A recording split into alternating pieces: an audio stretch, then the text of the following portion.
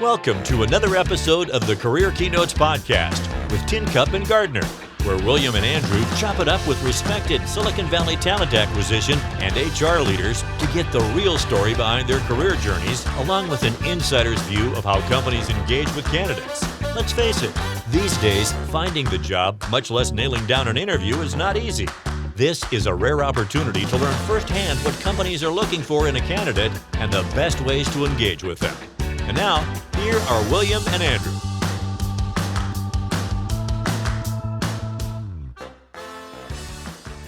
Hello, everybody, and welcome back to the show. So glad you could join us. I'm really excited. I think I say that every time, and I mean it every time. I'm really excited about today's guest because it's a little bit of a departure from the talent acquisition leader stuff that we do, but I think it'll be equally rewarding and insightful. So if you'll notice, William isn't here today, which is unfortunate. His father passed away kind of suddenly, so we all wish him heartfelt condolences. And but we're going to play through. Producer Bev has very graciously agreed to up her game and be more involved. So that's why there's no William. Now, all that being said, I would like to welcome our guest today, Kim Zillion. Hello, good to be part of the show. Glad to be here. I could do it. Thanks here. for coming. The crowd went wild. Okay, so listen. I know it's a little bit of an imposition, Kim, and I'm very grateful for your willingness to be on the show. And as we were talking before we started recording, the purpose of the show is really just to educate and inform and elevate people's game. And that's something I think you do as a matter of course, personally and professionally. That's been my experience with you. Audience, you know I like to talk in hyperbole and effusivity. So rather than me drone on about how amazing you are, Kim, would you mind taking just a couple of minutes and give the audience at a high level who you are and what you do? Sure, thanks. And thanks for having me on. So I'm an executive coach. I work in the field of leadership development and organizational engagement and employee satisfaction, employee contribution. So that whole world of having people be happy, successful, fulfilled at work. And, you know, it's been a road to get here. I was actually a sales executive early in my career. And so recruited, hired a lot of talent, learned a lot of lessons along the way. And as a sales leader, I was struggling. There was a point that I was really struggling. And I realized that it was because that transition from a salesperson to a sales leader, I was still trying to do the sales myself. So I ended up hiring a coach to help me kind of take a different perspective and be a better leader. And I fell in love with coaching. So I did stay in sales and in sales leadership. I moved up and became a sales executive, which was great. But then 21 years ago, pivoted out, and I've had my own company for 21 years in leadership development and executive coaching. So I'm just happy to be here. Love what I do. Happy to share anything to help anybody listening. Right on. I think you could add smiling to that list. You've got a really nice smile. Well, no, but it's important. I love what you just said about, because I'm a big, if you got to give it away if you want to keep it. And I think we're always in sales. At least that's been my experience. And recruiting is sales, quite honestly. Kind of employers are recruiting and candidates are selling themselves. So that's fascinating. Now, listen, there's a lot of I'm just a one person, right? So my experience with coaching, I'm going to do the coaching, is like, there's a lot, like, I don't know who coined it. Maybe it was Tony Robbins. Like, I'm a career coach or a life coach. Now there's health coaches. So when you say coaching, I know it, and it's not a trick question. You know, what's your sweet spot? What's your strike zone? I mean, like, clearly you get off on helping people and elevating people's game, but what's your sweet spot? Yeah. So first of all, I'll say that I was a sports coach early on. That's actually when I became a coach. I was actually a teenager athlete a 16-year-old female coaching 18-year-old males on the tennis court. So, I've kind of been that kind of coach, a sports coach my whole life, but I found coaching about 25 years ago, just as the field was really emerging. And it did, I knew that I wanted to consult in business. That's what I knew. The problem was I was a 21-year-old in an MBA program and nobody was ready to listen to me. So I started just acquiring that actually wasn't 21 years ago, but early out of college as a 21-year-old. Yes, I found clients early on that would listen to me. So that was really early in the field, and it's developed a lot since then. So yes, there are a lot of specialties with regard to coaching. My whole focus is leadership development. So Leadership. I live and breathe leadership. I've been obsessed with it for pretty much my whole life. And so that's about as special as I get. I coach leaders at all levels in any organization, any industry, any size company. So it's tough to find a niche within that, but that's what I do all day long. Are you a good tennis player? I am a good tennis player. Should we get out on the court someday? Have we I talked about would. this? I fancy myself a 4 or 5, but the older I get, the better I got. But that's great. Yeah, 'Cause I would have taken you about 3 and 3. So yeah. Nice. I love tennis. I love that it's anaerobic, and it's a little bit of a side note. My son, who's about to embark on a career with the Coast Guard, which I'm so proud of him. So cool. And he's gonna not be happy that I said that. It's not a secret, but in any case, he's graduated from college. Gosh, I guess coming up on a year ago, and he's kept himself busy. But the point I bring forth is he has basically taught himself how. He's left-handed. Let's start there. He's taught himself how to play tennis, and he is mopping the court with me. And really, I'm a great winner. An amazing winner, and I've gotten really good at losing thanks to him. But it's just interesting to me that he can Good for just you. pick up the game with no formal training, and he's very athletic. I mean, and he comes by it very honestly. No, I'm teasing, but it's fascinating that you say that. Let's get back to coaching, because if you're coaching, did you read Brad Gilbert's what's the title of his book? The Winning Ugly. I think, Well, yeah. his big thing is, hey man, it's so mental. It's 90% mental. I mean, that's nothing new, right? Inside the Inner Game of Tennis was an Oh, right. Is early that Dick book. Gould? Yeah. Yeah, Dick Gould, the pro. Okay, so that's fascinating to me, because if you ask Producer Bev, and Producer Bev, feel free to dip in your oar anytime you want. It's not the Andrew Gardiner show.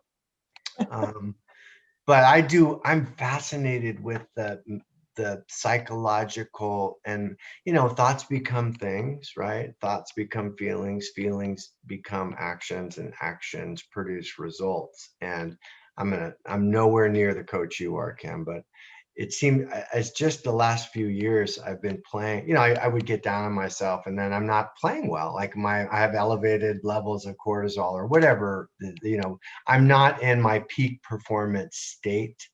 Yeah. And that transfers everywhere, from the tennis court to the boardroom, to the bedroom. I couldn't resist. But wherever, no, that it does, it translates everywhere. And Oh, if for sure. you can't expect to be a leader.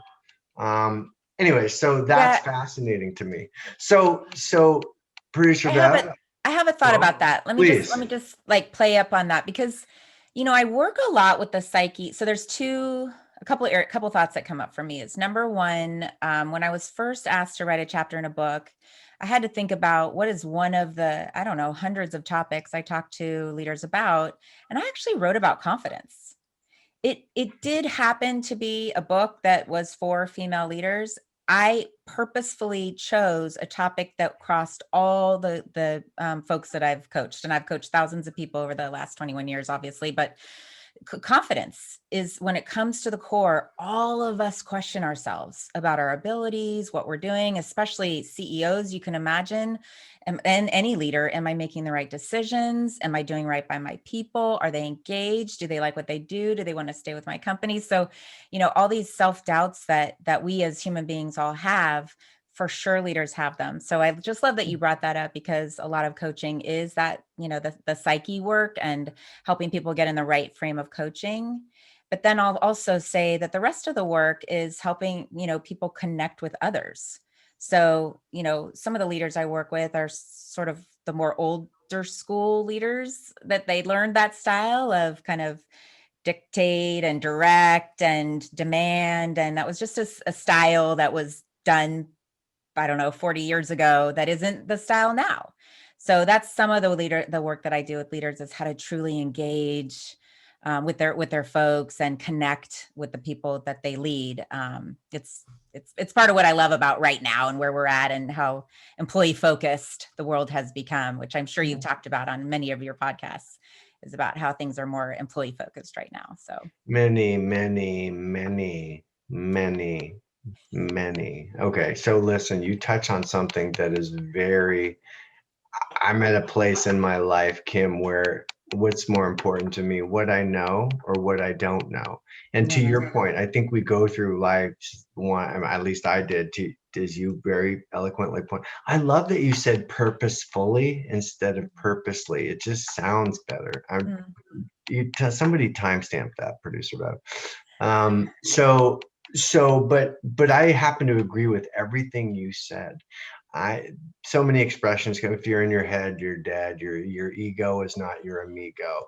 If I had a friend that was constantly following me around saying, dude, you look fat or whatever, I would not hang out with that person, and yet that person's in my head Yeah. 24/7. And so I love that you call it out. And it sounds, oh, just stop saying that or stop thinking that. Well, I've come to believe, and I'd love to hear your thoughts on it, that, and producer Bab, forgive me, because she and I spent a lot of time talking about this sort of thing. And that's, again, the purpose of the show, that it's that same part of your mind or your brain. And this is, again, my opinion, but I think there's a lot of research to support this, that part of your brain that tells your eyes to blink or your heart to beat, that's the part that's saying, hey, dude, you need to be smarter or faster or cooler. So I'm always approaching things from a position of lack and limitation and weakness, which brings me to a good question.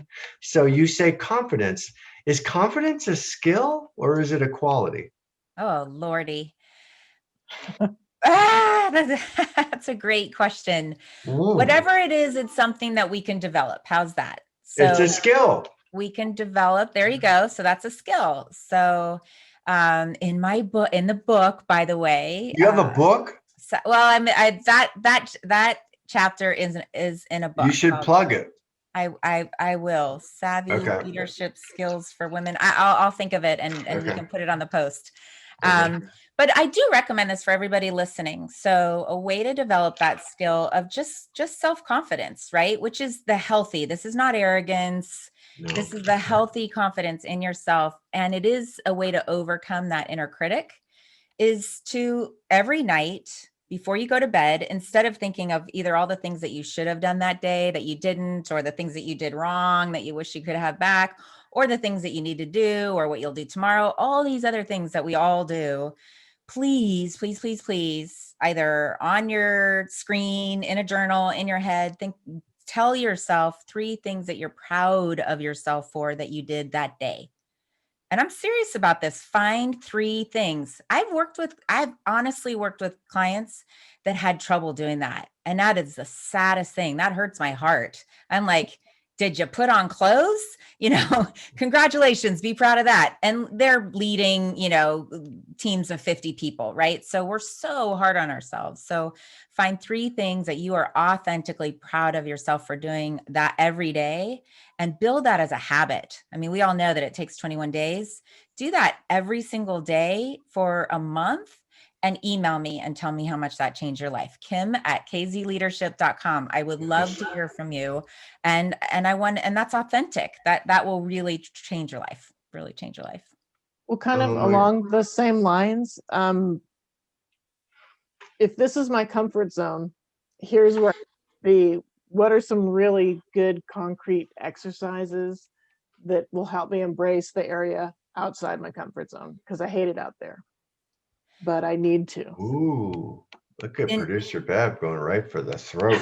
I love that. I love it. Like, you guys are getting free. It's not free. It's sort of free coaching, but it's all good. Where it's reciprocal. Anyway, so you of anything, right? This is sort of a general tee-up question about doing anything outside of your comfort zone. Yeah. Yeah. So, I mean, the first thing that comes to my mind is nudge towards it, right? No need to jump. Baby steps. Everything in life can be baby steps. So take this would be in a coaching session. I'd need to ask you for specifics and we'd work together to coach, but I'd say take baby steps, find someone that's doing it, that can help you, that does it, and that can help you, bring you forward. Certainly, to Andrew's point about who kind of the people that you would surround yourself with, find people that are supportive, that believe in you that you can do it. So, these all of these things can kind of overcome those gremlins that you can't, because those are silly stories that we tell ourselves. Anytime that we say we can't do something, well, the heck with that. That's just a story. Helpful? Thanks. Is that helpful? Very. We can talk offline, Producer Bev. Yeah.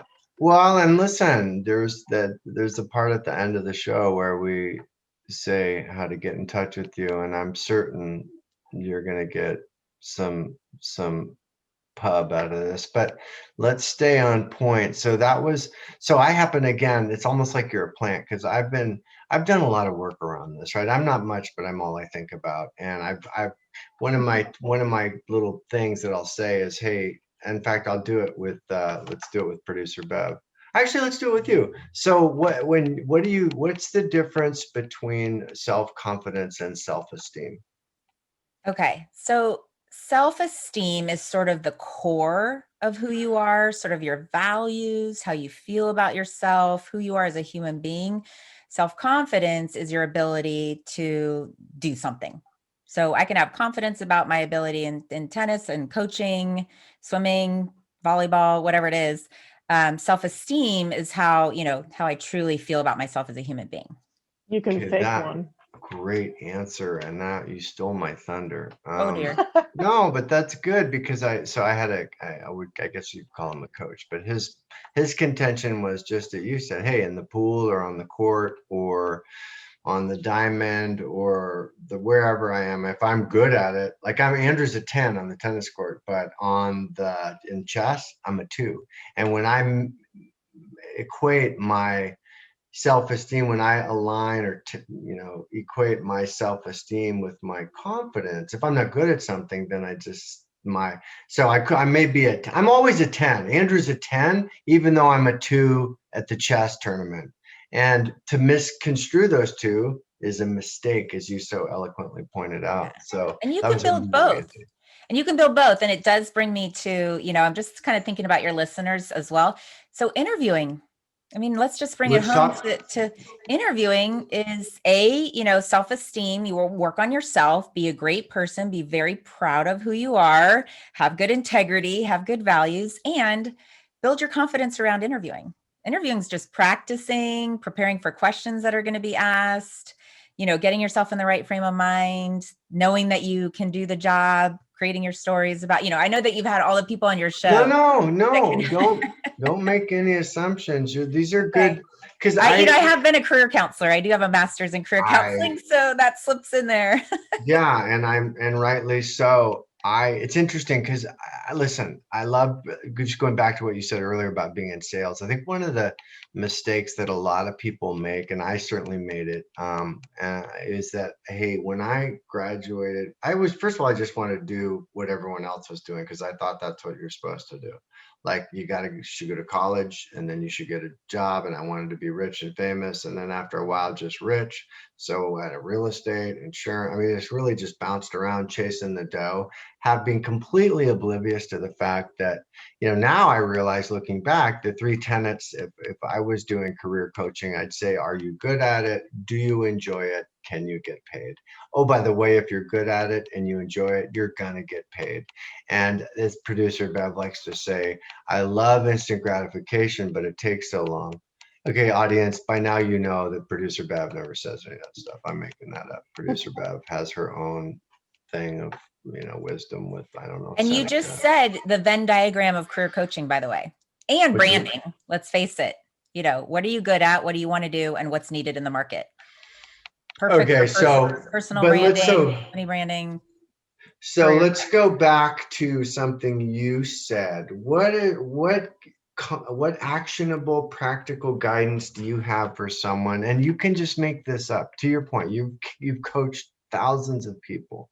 And I think at some level, we're all coaches, or at least we all want to be. And most of us want to help other people elevate their game. So what are some practical ideas or suggestions that you have for someone that's struggling with, what should I do? I mean, I just graduated from college. I have a degree in history or poli-sci, and I kind of want to make dough. I'm worried everyone else is getting jobs in programming, and some people want to be a policeman or a doctor or a lawyer or an astronaut, but I don't know. What short of doing the Myers-Briggs or the Enneagram, what are some things?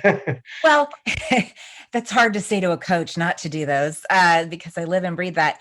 But I will say the first book that came to mind when you said that is called Do What You Are, and it is based on the Myers-Briggs. So if you are looking to find out, what you should want to do when you grow up, no matter what age you are, that's a book that I recommend. So you would take your personality test. I really do. I mean, personality type is my second language. So I do really know that you want to go with the flow. You want to be in a career that plays to your strengths. And part of that is your personality type. So that's, I think one method to it. Gosh. And by the way, if you're in that situation, I completely resonate because I've been there in my career and I know so many other people have. So there's different tools that there's a, and feel free to correct me. I'm not throwing sand at Myers-Briggs or Enneagram. I love what you said. I'm a big not to cut you off, but I love what you said about your personality. I'm always asking people what their sign is, which I think is a kind of a construct for your personality type. So actually, so how many personality types are there? Oh my God, I don't know. Oh, how many personality types? I thought you were going to say how many personality assessments, and I was going to be like, I don't know. So it just depends on what the instrument, give me the 4 or 5 who the author is. So with something like a Myers-Briggs, there's actually 16 different types. With something 16? like temperament, there's 4. So originally there's sort of Carl Jung was the kind of originator. So we base it on 4 basic temperament types. And that's actually a lot of the work I've been doing lately is drilling it down to those 4 because that's easier for people to remember and apply. Yes, the Myers-Briggs brings it out to 16. The Enneagram is like 11. So there's another, that's 5. So I personally think 4 is, what are they? What are the 4? So, well, it depends, and it depends which instrument you do. So I use True Colors with people, and that's a colors-based instrument. So it's, just like a blue, gold, green, orange type of thing. And that's based on, idealist, rationalist. Oh my goodness. I was kind of hoping for introvert, extrovert. But I guess you're right. It gets kind of. That's Myers-Briggs: introvert, extrovert, intuition, sensing, thinking, feeling, judging. Empath. Yeah. Okay. Yeah. That's good. And so, but no, you make a good point. I often joke around, like my dad, who passed away recently, and don't send flowers. I was going to do a GoFundMe for me. I'm kidding. My mom thought it was a terrible idea. But God rest his soul. He was I would call him, I don't know, overachiever, but he went to Harvard when he was 16. Then he joined the Army. Then he finished his undergraduate at Harvard, and then he went to Stanford MBA. Then he went to the Macy's executive training program and literally gave his soul to Macy's. And it took his soul. Producer Bev spent a lot of time in retail. She started at Nordstrom's, and she's going to tell us she didn't, but that's okay. She's very modest. And by the way, we have a philosophy on the show. You'll appreciate this, Kim, that everybody should spend a couple of months working retail or fast food just to get some humble pie or some perspective. Yeah, But anyways, for sure. my point is that my dad, you should do this, you should do that, you could be this, you could be that, and I'm kind of going, wow. And all I really wanted to do, candidly, I know it's going to surprise a lot of our viewers and listeners, was smoke pot and watch TV and maybe play. They didn't have video games, just pinball.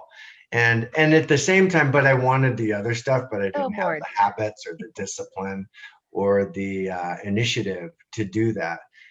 And so, but I think there's a audience, I'm making some assumptions here, but I think there's a perception that I'm a big, the difference between a good decision and a bad decision, there is no difference. All decisions are good decisions because they take you somewhere. And you could argue that no decision is a bad decision because it doesn't, right? But in other words, not making a decision, not deciding to not do anything is a decision. But hey, if you don't know what to do, then a lot of times you shouldn't do anything.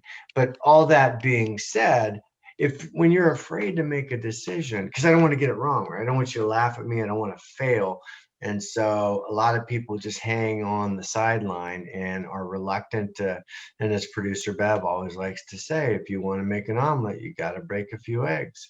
And I think that's you can't think your way into right action, but you can act your way into right thinking. And I think that's kind of what you're saying. And getting, not to emulate Tony Robbins, but motion comes from emotion. And if you want to create momentum out of inertia, you got to do something. At least what you said, anything. Hey, okay, maybe I'm not going to run a marathon, but let's at least lace up the shoes. Step in front of the other. Yeah, exactly. Well, and to speak to, what we used to say in the career counseling field was people changed jobs on average 7 times. So, and now of course it's, it's a lot, and we've flowed and businesses ebbed and flowed with that respect, but no one, think of how many people, that have actually had the same job that they had or the same career fields that they had straight out of college. It's really not a high percentage. So most people sort of started something, they get some experience, they find out what they like, what they don't like, they move on from there. It's a lot like, deciding on your favorite food, deciding on your favorite movies, deciding on anything is a lot of elimination, and all it takes moving forward into, to narrow it down into more and more of what you like. So, I personally chose sales of all things straight after my MBA. But again, I was 21 because I knew that sales would give me a great experience no matter what. I knew that that sales is part of life. Sales is part of everything you do. So that was my easy answer. What is your undergraduate degree in? Psychology. How am I doing? Kidding. Okay, producer Bev, what have you got for us? Well, I've got a question for you. To illustrate that, for a long time, I worked at Stanford Shopping Center, and that's a big hub. The hospital's here, the university's here, San Francisco's a little way up that way. And wherever I worked, so much questions for directions. How do I get to this, that, or the other? And here's a person coming in. How do I get to somewhere? And I'd go that way. There they go. Every single time. So my question to you is, what is an artful redirect for people that just, okay, great, got it, and run off in the wrong direction? Just a nice artful way. There's a couple things to say about that. First of all, when the student's ready, the teacher will appear. So sometimes people just aren't ready for the coaching. I'm currently engaged with someone that all the senior leadership wants to give this person an opportunity and develop them. And so they connected me with this person, and this person's saying, yeah, I'm not really sure I'm up for coaching. And, I get it. If I think we'll engage because I think I can work with him on it. But, my thought is, wow, if he's not ready for it, then he's not. It would be as, I think it would, stall his career for 5 years, by the way. But, I think if people aren't ready for, how you want to help, if you want to help them, they're not ready. So I don't know, you were gracious enough to give them instructions or directions. If they don't want to listen, that's on them. It's kind of like you take care of your side of the street and other people have their side of the street. Yeah. And That's a great answer. it's kind of a philosophy of coaches too. We don't, we can't do the work for you. We can be passionate and care, want the best for you. And we ask great questions. We pull it out, we tee it up, right? We put it on the tee and it's up for you to, to hit it. So, yeah. And Kim, you just audience, when I met Kim, she was facilitating not a panel, but a group of executives, and everyone was trying to give them the directions to wherever you're saying, producer Bev. I'm guessing it was Neiman Marcus. And it's like, no, let them get there. And I love what you said, Kim, because I think we mean well. And it's like, this is what you should do. Go that way. And it's like, you know what? It's almost, it's an apt analogy. It's like when people get sober, so to just pivot and go to recovery from alcoholism or drug addiction or whatever, video games, shopping, money, food, whatever. It's like, it's not a problem till I think it's a problem. In other words, it's not a problem until I'm not just exactly what you said, until like a lot of people get sober because their wife wants them to, or they're going to get divorced, or maybe they're going to lose their job. But I'm not going to achieve any measure of progress or evolution until I want to. So to your point, it's not worthwhile for me to, and you can't tell somebody what their problem is and then say, here's the solution. They have to, I like the way producer Bev says, it's like you can lead a horse to water, and you can't make them drink. But if you're good, you can make them thirsty. And I think that's part of coaching probably, is like making the person thirsty. Those are the questions. Those are the questions we ask. Yeah. And I kind of, you had to not scold me, but like, hey, Andrew, we're still in the question phase. So I thought I learned a lot there, because the thing that goes off in your brain when you're about to say or do something that you're not supposed to. I apparently don't have one. So anyways. Well, no, you do. Yeah. You do. You're great. But it just reminds me of, so I do a lot of work inside organizations with change management, and, facilitating on change. And the first step is awareness, so any of us to change behaviors in an organization, to want to change, that awareness has to be there. And so in the group I was facilitating with those executives, yes, we need to have the awareness that people are open to looking at things differently. And so with coaching or helping people, they've got to have the awareness that they want to do something. I will say what popped up in my mind, because again, if any of the listeners are, yes, fresh out of college, looking at these things, it did remind me of all the parents that want to tell their kids what to do. And it's, oftentimes it's, of course, it's all coming out of love. It's all based on their own experiences, and it's all well meant. It's just a really hard time because people have to find that, journey on their own. So, again, all you can do when you're on the receiving end is you just accept everything, you allow it, you take it, you mull it over in your mind, marinate it, and decide then what you want to do from there. That's what I think. And I think that's really good advice. As a parent myself, having been on the receiving end, or the direct object of my dad dropped me off at the Coast Guard station on Treasure Island, and when I was 19 years old, hoping I would fall in love with the military. And I got home before he did. So, I mean, good intentions aside, it just wasn't and I think the other point I would make, and you said it really well, it's just an extension of what you said, is you don't have to wait for the crisis. I had a coach, again, that someone early on in my life that said, people don't affect change in their life until the pain of whatever they're going through is more painful than the pain of whatever they're afraid of may or may not happen. In other words, the devil that you know versus the devil that you don't know. But at some point it becomes not an option. Maybe it's a money thing, maybe it's a quality of life thing, but you don't have to wait for the crisis to take action. You can do it at any point in time. And I loved how you said it. It's about being open. It's about being, and I think that's a big part. We should touch briefly on mentorship. I mean, I don't know that it was intentional by design, but you kind of attract, I think this is a cliche, but audience, you'll love it. You don't attract what you want, you attract who you are.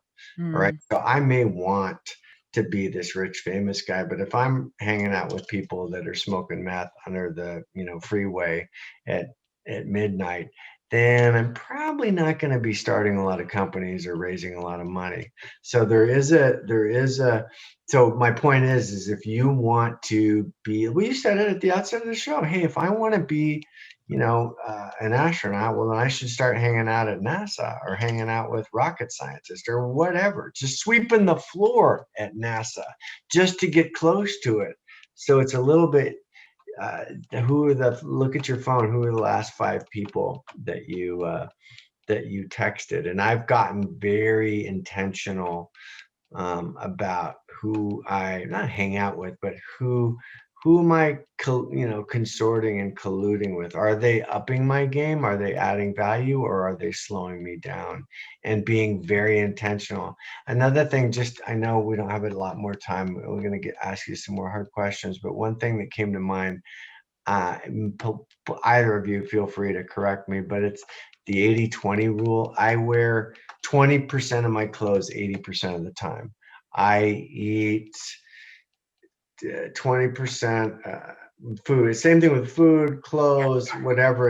And I don't think people are really aware of that. And I loved how you said it early on, the part about, so I go out of my way when I think our subconscious, and again, there's a ton of research to support this, not just my opinion, but your subconscious mind, the one that we're born afraid of 2 primal fears. And we don't have time to fool around with guessing, but it's not taxes and death. It's loud noises and it's the fear of falling. Those are the 2 primal fears that we are born with. Everything else we learn. In other words, if you were a baby, Kim, and I handed you a snake, you would be like, oh, but no, I come running over, I go, oh my God, it's a bomb or whatever. And then you learn, oh my God, snakes aren't good. And then you develop that fear of, or whatever you can insert, but the loud noises and the falling are the 2. So we kind of teach ourselves, and to your point, we don't know, and we don't know that we don't know. And very well-meaning parental figures or mentors or whatever, social peers, it's this big confluence of impact and resonance that rubs off on us. And then again, you don't even know, and you don't know that you don't know. And so then you can't just go, well, that sounds amazing, Kim. I guess from now on, I just won't think negative thoughts. It's like, no, if you want different results, you have to do different stuff. And that's kind of at the crux of what you said at the outset. yeah. But the good news is we can. I mean, that is the good news. That's the good news. And it's okay. Yeah. I think that the awareness is, and that's, I think, what comes, at some point in the journey is, oh my gosh, this is the set of information I learned growing up. Let me take what works and what I want to keep. And then this is the new set of information that I can learn as an adult and add that in, and you jumble it all up and you have a good life. I don't know. No, so it's funny. I was talking to my son, and I said, who's in charge of your thoughts? Yeah. And he's like, well, I don't. And then my point was, is you are. And we kind of danced around a little bit, but I said, okay, well, if it's not you, let me talk to whoever it is and I'll get them turned around. And so we think life happens to us, but we get what we choose. And your disposition and your approach, you've got to be very successful at what you do. And I'm really glad that we had a chance to kind of go off on a different tangent, because I think this episode is an audience, obviously questions, feedback, is welcome. But this is the kind of, I love this kind of stuff, because it's not like, okay, Kim, have a firm grip, look me in the eye, send me a thank you note. You did touch on some kind of, I think, very rudimentary but appropriate kind of, hey, know your story, be prepared, and be confident. And if you're not confident, like there's a guy, I forget this, you probably teach this, but when I'm afraid or nervous, then I show up that way. And it's the same feeling that you get when you're about to do the roller coaster. So just say that feeling. That's what I tell my kids. No, that's good. That's positive. That means you care. Like, embrace that. Don't stuff it down and battle it. Just own it and turn into it and say, hey, I know I may seem, like I wouldn't have done that when I was a kid, but now if I was in a meeting situation or a very important negotiation and I was nervous, I'd say, hey, can you forgive me? I'm nervous, and I'm nervous because I'm excited and I care. So if I'm stumbling over my words or I'm not able to sit still, it's coming from a place of positive. Anyways, and I love that, because you're kind of, and again, I hope, I'm not putting words in your mouth, but when you're authentic, here's another thing, listeners and audience. A lot of times when you're being interviewed, the person really wants you to be, they want you to be successful. They're Yep. not like, okay, how do you spell, surprise?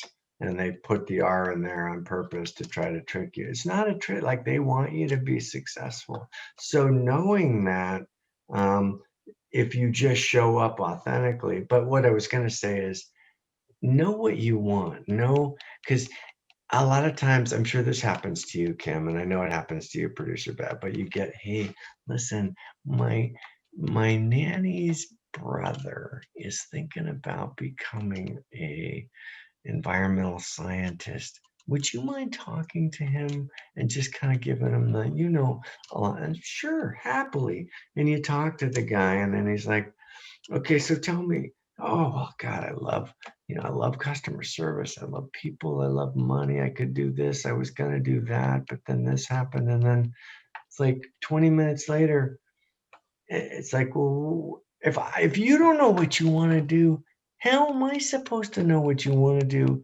And more importantly, how am I supposed to help you do what you want to do? I mean, the first thing is, have a direction. Even, I loved how you said it. Even if it's wrong, it's not wrong if you learn something. Did you say MBA? For me, that I have Yeah. one, yes. Yeah. Yeah. I mean, oh my God, if I had an MBA, I'd have a shirt that said MBA. And It's I one might of my even blur it slave a little bit so the M looked like an N, so you couldn't tell if it was NBA or MBA. And that's not an insignificant commitment. And I don't know how much you're leveraging that, and you probably learned a lot. But so that's a good question. Well, let's say, going back to your younger self, would you get the MBA again? Oh, 100%. Ooh. I got the MBA a year out of college. And so I had a psych major and an MBA, and I just knew that I wanted to consult in business. I knew I love people. I knew I love business. And so I just wanted that education early. The problem was I was just a little too young and green for people to hire me quite yet. But yeah, I don't know. would Here I you need, are. sorry. I said, I don't know about that. You keep saying I was too. I mean, you still look too young, if that's You're so possible. sweet. But Um, could I get value 10 years later, 10 years later, 10 years later? I mean, I also have a master's in counseling. I personally love education. I personally would go back for my PhD if I probably will eventually go back for a PhD in if leadership. If I would love that. I So have wanted to be, I'm not proud of this audience, but I've always wanted to be a coach. And I think I have a lot to offer, mostly from the MBA I got from the school of hard knocks, right? The yeah, life school. yeah. And just say, make up, oh yeah, I have a certification and I don't even know what it is, but then I know that's not cool. You can't misrepresent yourself. But I think that's great. But I was going to tell, my daughter has a degree in psychology from San Francisco State, and she wants, and this kid did not like school. I go, listen, when you go back, there's more homework. It's not like the homework stops when you get the PhD in the grad school. Like there's more papers and more homework and more reading. So, and I think a lot of times people do that because they're not sure and they think they're going to, but in your case, you had a direction. Clearly you had a mission. So good for you. All right. Well, we're getting kind of to that part of the show. Producer Bab, do you have any more, anything you want to ask him? Yeah, I did have one. It's free. I would say it's not free. It's no charge, complimentary. There you go. Complimentary. That sounds lovely. Suppose I come to you for counseling and I'm quite the sad sack and I really need a win to kind of get me motivated to keep trying. What would you recommend as like the very first elemental little thing I could do to like, oh, look at that. I have a win now. So I'm more encouraged to go to the next step. What's my first little thing? That's a great question. So first of all, just to clarify, so it's the word counseling coaching is a little tricky. It is, I will say it's career counseling. I could do without a license, right?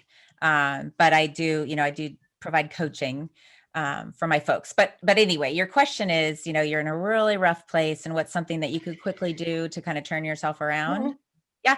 I mean, the quickest thing I would do, I almost go back to the exercise that I said at the beginning, is kind of focus on, the positives.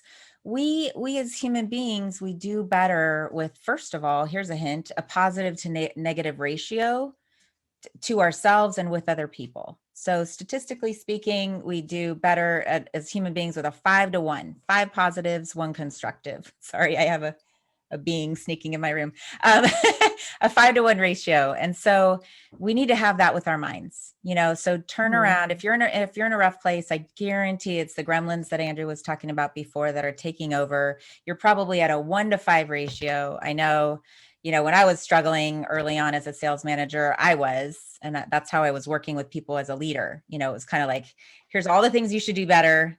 And then, oh yeah, and here's what you're also doing great. So I work with the leaders on making sure that there's a lot of positives. There's at least in business, we do 3-to-1. That's based on my own research. And then I found it from people, but from others, but 3-to-1 ratio, positives to constructive. And so, if you were my client and you were in that shape, I would just start focusing on your brilliance. I would just start focusing on all the things that you do great, all your skills, what you've accomplished. I kind of wanted to say that earlier when people were going in for an interview. I mean, you just need to focus on how amazing you are and start, have people tell you that around you, but also for yourself. Go through all the things that you've accomplished. Maybe you've overcome some challenging situations, but anything that you can do to be proud of yourself. And just if I could squeeze this in, one thing that I did also usually tell people in interviews is you could be sitting in the next cubicle, because I was a career counselor at Santa Clara University and they would interview the students in cubicles. And, you'd have the same background, the same experiences, the same grades maybe as the person next to you. If you're being humble and kind of hiding and unsure about what, the gifts that you bring, well, that's what your interviewer is going to receive. If the next person comes in and says, yeah, I am proud of myself. There was a group that I was in where other people weren't pulling the weight. So I decided to step up and take the leadership role. Well, that's what you're going to leave your interviewer with. So you've got to be able to speak proudly about yourself and your accomplishments. I don't care if you're interviewing. I don't care if you're an employee. I don't care if you're a leader. As a human being. You got me on my soapbox. No, but that's where you belong. It's funny. We have the best. I have the best of intentions, but I've encountered people where you can't do it for them. Right. Back to the horse drinking water, making them thirsty. Where do you draw the line? Like, so I think there's a, I'm getting the from producer Bev, so we're gonna have to close. So one last really good question. A good doctor, let's say I'm a doctor, a medical doctor. If I was a really good doctor, I wouldn't have any patients because none of my patients are getting sick, right? Yeah. So let's apply that metaphor to therapy or coaching. So where do you tag? I mean, if I engage with you, do I engage for a week or a month? Is there a learning curve? I mean, what if I just Yeah. never pick up the ball and I just want to talk to you because you're very smart and you're upbeat and I love, like, people, like producer Bev always likes to say, people may forget what you said or what you did, but they will always remember how you made them feel. Uh, So let's say I'm sorry, did you say something, producer Bev? no, I think no, she was no. gonna Producer Bev didn't say that. I said that. Okay. No. So, but Yeah. where do you say, hey, I can't help you? I mean, at some level, back to the Yeah. recovery metaphor, you got to let people sit in their soup until the light comes on for them. So So where do you draw the line, especially if they're paying you a grant? I'm making this up, but I'm yeah. guessing it doesn't. Your time is valuable and you're charging for your time, and it's an investment, and a very good one, by the way. Listeners, audience, you should invest in yourself. You're worth Yes. it. Yes. But if there's no progress, I love producer Bev's question. It's like, hey, how do you can't make me, you can't teach me how to No. advocate for myself or how to be Yeah. have good self-esteem, or can you? And if you can, hook me up. No, I mean, the first thing I'll say is just that that's what the interview process is about before I ever engage with a client. Oh, And really? if you're not up for doing the work, then we won't engage. And because it's not worth either one of our time. So I do, that's why I do my interviews ahead of time to make sure that people are ready and they will do the homework in between sessions and that they've got the time to put aside. So I only a couple times in my career have I had someone not, truly engaged, because that's a good process. But to answer your question, I mean, my golden rule is I'll assign some homework. Let's say you want to work on a goal. Let's say it's public speaking or a conversation with someone. And if you come once and you didn't do it, well, we talk about it, and maybe there was something that stopped you. So we talk about the mental stop, or maybe the physical stop that didn't have you do it. If you come twice, there's something about that. So we need to kind of address, was it not the right direction? Was there something about it? Beyond that, it would probably tell me that someone wasn't up for Right. coaching. I guess, I kind of answered it off the bat, is I don't engage with people that aren't really invested and they don't want to move forward in their career. So I, typically people move forward. That's usually That's who I work with. smart. What a great answer. Okay, so listen, I'm just putting this out there. You've been lovely. This has been a great episode, and I'm sure the audience agrees. But one of the things we do, Kim, with the show is HR. And just say I'm and sorry? after you say that. Say that phrase and then say and. It was a lovely show and. And okay, it's a lovely show. And one of the things we do at the end of the show, because HR, that's a good thank you. See, look at this. These pearls are just flying. Can't help yourself. around. No, but I didn't want listen, it negated. So I was like, my mom, if you're listening, my mom will do this thing where it's like, listen, Bev and me are gonna go do this. And she goes, well, Bev and I'll go, oh, you're coming too? Just to kind of bug her. But yours was a really good one. My mom is not a career coach. My mom is a deal killer, Uncle Louie. My mom, She's a drill sergeant, she is not a career coach. colonel. She's listen, but I like what you said. It's all coming from a place of love. Okay, so we're at the part of the show, Kim, where we will typically ask the HR person, hey, do you have a really weird, kind of awkward interviewing situation? It's clickbait, right? We want to make a little clip that says, oh yeah, I'll never forget the time when the guy came in dressed as Barney, or whatever. I'm making that up, but we've had some weird, and it doesn't need to be, I have to believe in the breadth and depth of your body of work with coaching. You've had some awkward or funny. It doesn't need to be inappropriate or salacious. It could just be one guy, his parents came to the interview with him. Another guy didn't show up. He just had his parents come, and the hiring manager like, where's he? Oh, well, he doesn't interview well, so we thought we'd come for him. And then we had a guy take his teeth out during lunch. I mean, we've had lots of good stuff. Does anything, I didn't prep you for this, so it's okay. Bev and I could come step in and give lots of weird weird stuff. Does anything come to mind? And don't have to, it's anonymous. We're not. I'll say it because it's okay. I mean, actually, several things came to my mind as you were speaking there, so I could go with any of them. Good. But when you said about the parents, I thought that was kind of funny. So recently, I speak with, I work with a lot of executives, and I was setting up a call with a leader, and he was telling me that and Andrew, you've been speaking about your mom. He said, my mom's an executive coach, and she's going to be in town, during our at the time when we have our next call. And so I said, oh my gosh, that's so fantastic, and because we're over Zoom, have her say hi. Or I think I mentioned like, oh, she can say hi, right? That's probably all I would say. I'm friendly and she's in the house, and, we have our session. And I will say that session, she sat right next to him the whole session. His mom sat right next to him. And, I have to do what I just wanted to, I don't know. I included How'd it go? It was lovely.